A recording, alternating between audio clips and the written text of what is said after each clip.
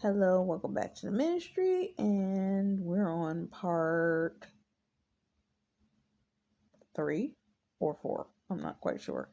But in this, we're doing a breakdown of the prodigal's journey. So at this point, Moses returns and gains understanding of who he is and was initially as a child. The journey that the Lord has taken your God ordained spouses through, some of them had to come face to face with their childhood selves. Something they lost, something they avoided, something that hurt them, something they missed out on, something that drastically altered their life. For Moses, it was the fact that he was adopted. And the Pharaoh's family never was his family, but his sister was the one that accompanied him to make sure that he ended up in Pharaoh's daughter's hands. And that his mother was the nursemaid that had been with him all that time. They come into the realization of the truth of themselves, whatever that was for them, whatever it was in relation to, whatever that loss was, whatever that life altering fracture was in their life. They come into realization of what that was, which was the catalyst to them coming into the fullness of the identity of who they are in Christ. But this battle was God's battle to fight. They had to relinquish control back over to God because certain situations and scenarios that they had crawled themselves up inside of, the Lord had to take them out of it. But he had to circumcise their heart while pulling them out, because the level of pain, the level of stripping, the level of stuff that was to come out and off of them in order for them to be able to be prepared to come to you.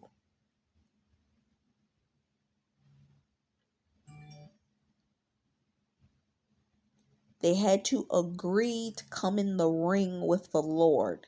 Just as Jacob, the night that he wrestled with God, these men had to wrestle with God. But you, as Esther, had prayed for them, consecrated for them, stood for them, had other people standing with you for them to come out. And they tossed and turned in the fight, battling with their own truths to be revealed of the plots, plans, and schemes to sabotage them, that were planned to sabotage them. But because of your preparation, I don't even talk about this. I was watching a movie last night. It was Mark Wahlberg and Denzel Washington, and he was partners with Mark Wahlberg, and Mark Wahlberg was sitting outside on the top of a roof with a sniper rifle pointed at his own apartment, but Denzel Washington was in the apartment. They had been arguing about something that had occurred. But there were enemies coming in to attack Denzel Washington's character. Your God ordained spouse was like the Denzel Washington character. He's in the midst of the fight, in the midst of the battle, in the middle of the dark place.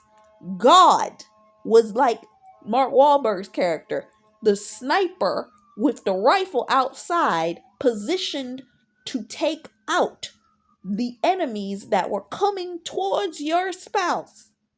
And he was maneuvering and guiding your spouse out through the call that you placed to God that was leading them out of danger.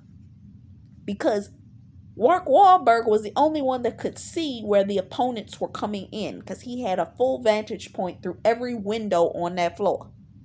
So he could see it. Where Denzel Washington's character was in a dark apartment, he couldn't see nothing. So he was on the phone with Mark Wahlberg, and Mark Wahlberg was telling him, go this way, walk around the back way. The guy's coming to your left, go right. That's what God was doing to these men. Because as soon as they came out of agreement with the assignment that the enemy had on them, they now had a target on their back. And the target that was on their back, the enemy wasn't going to let them loose that easy.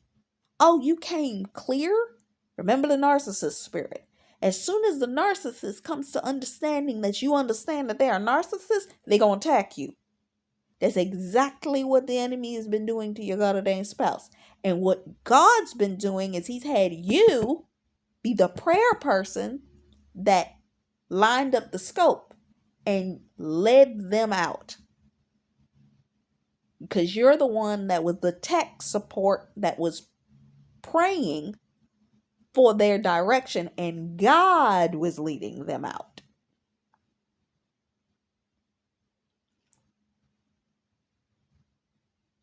And for all that they had to go through, they were going to gain public recognition for taking their rightful position. Some of your spouses have gone through, I know what it is for my God-ordained spouses. I recently heard confirmation from him himself stating that what was needed to be done was done and was taken care of. You have been Esther. And your birthright is to marry this man. But in the coming together of your marriage, it's a necessity, which is a side note. You're going to need to allow for your enemies to have that seat at the table, because it must be public. God did this in private, but your elevation must be in public. It must be. You cannot avoid it, because the actual, what's the word I'm looking for? The actual icing on the cake or what have you, it has to be this public recognition for what you went through in private, for what he went through in private. You must take your position publicly. And some of y'all really have not wanted that part. I've heard people that have a public platform say, I don't want my marriage on display. I don't want this on display. I've seen what has happened to people in these industries, places, and spaces. And it's funny. The young woman, servant of God, did a video the other day, and she was talking about some of us have been worried about having those moments. Photographs of us when we're pregnant, photographs of after we're married, photographs that social media posts or magazine covers or magazine spreads or all of these things, and they're coming, that are going to be public. I'm not a social media person like that. I've never been one to be. You don't see me on social media just taking bunches of pictures and having all this kind of stuff. I'll do it every once in a while. I'll take a set of pictures, but I use those pictures for everything. Meaning I ain't sitting up here taking new selfies every day. I take pictures, get myself my makeup, do whatever, and I create whatever artwork or image that I need for whatever it is that I'm creating business wise. But I use those same set of pictures. The ones I use even now are more um even more toned down than my photo shoot pictures, and they work just as fine. I might use a application on my phone to change the lighting or give it a certain more professional look to it, but I use regular photos. Some of you don't want the bigness of what comes with this thing, the public recognition, the public element. Some of you just don't want it. You fought too hard to get here, to open yourself up to more attack. You've fought, you've cried, you've laid out on the floor, and some of you know your God ordained spouse has done the same. And with the same element, you're just in that headspace of, I'm tired from this. I don't want, raise your hand, I don't want to make this a public spectacle where I gotta watch everybody around me and have to keep one eye open because of the fact that we would love to be naivete and believe that the people around us, that the Lord is going to send us into these new restored places and we're going to be surrounded by people that love us. It would be naive of us to do that. The fact of the matter, the Spirit can use anybody that has an open hole within them through whatever habit that they got to use them to get closest to you. And for you, those of you that are called to influential people like celebrities, they're people that are constantly trying to find out information, sources, and things so that they can blast them on ET, blast them on TMZ, blast them somewhere to say up there and say, I finally done got some information on this person. Jesus. They want something that they can twist. And they will come with whoever, whatever, in whatever manner. And some of y'all feel like, just like that woman servant of God when she was explaining her dream, I don't want to post, photograph after. I'm not a public thing. I've been thinking about this, and I know some of y'all been thinking the same thing. You don't want to have to post photographs of your wedding ring once you got it. Those beautiful pictures that everybody posts on social media of their wedding day and they're getting married and their engagement pictures and their wedding photos. It's like some of y'all, it's just like, I don't even want that. Even with the fact that you know in certain positions, you're like, in this position, I kind of have to give them something. I've heard horror stories of celebrities when they had kids of the things that they had to do just to make sure the media stayed away from their kids. Trying to get that one photo. She had a baby. His wife had a baby. I remember years ago when they were trying to get photos of Michael Jackson's kids, that he was forced to give them at least one picture. Because it was ridiculous, the amount of media that stalked the hospital during that time frame when he just trying to wait for his children to be born. It's that element of like, I don't need it, I don't want it.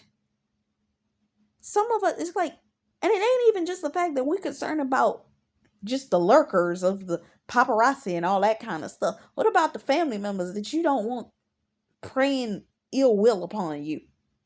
Or people with their opinions calling you?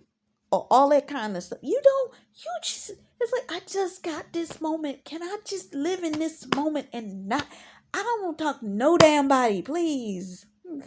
I just, can I be isolated with me and my spouse and my kids? Just, taking photos and posting them on Instagram. No.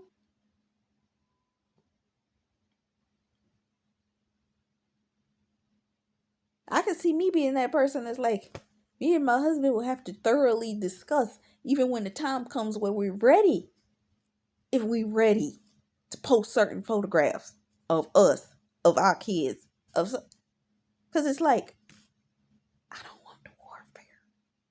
Because the second you do it, you got monitoring spirits just waiting to start praying witchcraft over you. Because remember, the witches, the first thing they do is they go and get a photograph of you.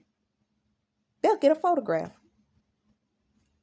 I remember Stephanie P was talking about, is a person is now a pastor who used to work heavily in the occult, and he was talking about what he would do is he would take the photographs and bury the picture inside of a small sized coffin with items that he wanted to bury in order to bury their blessings, just because he got a hold of the photograph,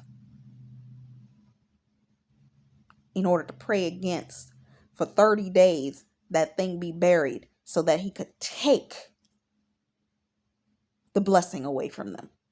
I mean, it didn't work. And for some, there are certain spiritual coverings that there's a edict that even the witches know. Look, yo, we can't even go in there. Spiritually, there is a barrier there that the Lord said we cannot even attempt to put anything on these people, because that's the covering that's upon them.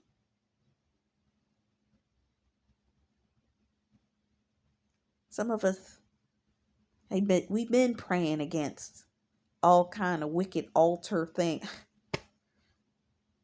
in warfare, migraine headaches, because they sending warfare at you. It's like, Jesus, you don't even really want to enjoy the blessing when it comes, because you sitting there be like, look, I don't even want people to see this. I keep it to myself. I keep them on my own phone. I ain't gonna put it on no Instagram. I keep it amongst us. And if you dare decide to share it with anybody in your family, please pray. Because it's like, look, anybody that can get access, because some monitoring spirit will use anybody. The closest person that they know you have access to, that they can potentially use, they will use that person to be the communicative point. And it's that element that you're like, look, Jesus, I just don't want it. I just don't want it. You can keep that. I don't need the warfare. I don't need that. But your blessings must come before a table of many witnesses. You will have to have public things. You will have to go forth in the presentation of yourself before people, because it must come to public recognition in order for God to get the glory. And I've heard pastors say you can't operate in the level of false humility, like, well, it's because of the fact that God needs himself to be glorified in your story. But when we know what comes with it, we're like, I love you, Jesus. And I thank you for the blessing, but can I just keep this to myself? And God's like, I'm sorry, I can't let that be. That is the part that comes with the blessing. You must allow it to be relinquished.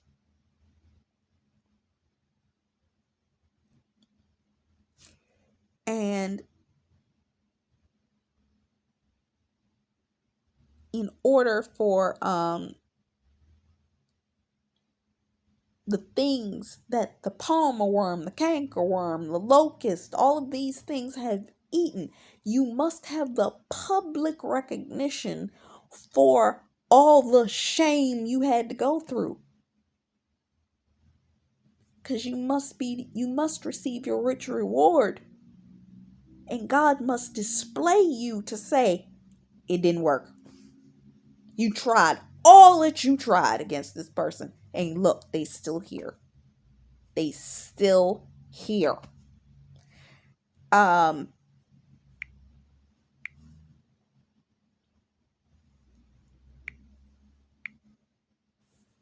What is it? I'm trying to see if I can. Oh, that's interesting. There we go. For some of y'all, it was a dream I had recently where I was cleaning up a wedding space. The wedding already done happened. Everything's already done. But I had a vision that there was an attempt that a series and group of people were approaching the wedding ceremony prior to the wedding happening. But this is after it's already been completed and the bride and the groom are already partying and going up to the stage to dance their final dance. It's like the enemy had attempted, but evidently never got to break up whatever it was attempting. Your enemies will be amongst you. They will be lurking, but they're not going to be able to do a darn thing to stop the will of God upon your life. It's not going to come to pass how they thought. It's not going to manifest in a way in which they assumed it would. God's going to get the glory out of this situation. He put you and your spouse through too much testing, too much all of this. You must receive that recognition because the shame has to be removed from both of you. I got more. I'll be right back.